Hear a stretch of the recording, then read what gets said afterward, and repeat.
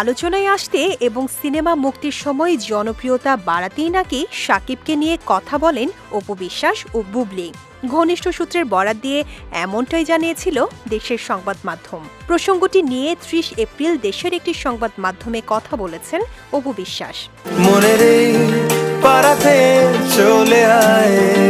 অপু বলেন, বুবলির মতো আমি কিন্তু শাকিবকে নিয়ে আগ বাড়িয়ে কিছু বলতে যাইনি। তবে হ্যাঁ, সিনেমা মুক্তির সময় সংবাদকর্মীদের সঙ্গে কথা হয়, তখন শাকিবের নাম টুকটাক আসতেই পারে।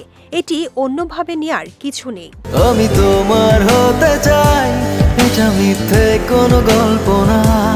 শাকিব ও শাকিবের পরিবার বিরক্ত হতেই পারেন বলে নিজেও মনে করেন অপু। অপুর মতে শাকিবের কাছে অপু বুবলি দুজনেই অতীত। তারপরও বুবলি কিভাবে বলেন যে শাকিবের সঙ্গে কোয়ালিটি টাইম পার করেন। অপু বলেন, কৌশলে শাকিবের সঙ্গে ছবি তুলে মিডিয়ায় প্রকাশ করে সম্পর্ক টিকে আছে প্রমাণ করতে চাইলে তো তারা বিরক্ত হবেনি। বাচ্চা নিয়েও নাকি শাকিবের বাসা ও অফিসে যাওয়া যাবে না। এ নিয়ে জানতে চাইলে অপু বলেন, শাকিবের বাসা মানে বাচ্চাদেরই বাসা, আমার যেতেই হবে এমনটি নয়। একটি সময় বাচ্চারা তো ওই বাড়িতে থাকবে। এখন আমার বাচ্চা ছোট, আমার কাছে থাকে, কিন্তু আসল বাড়ি ওখানেই।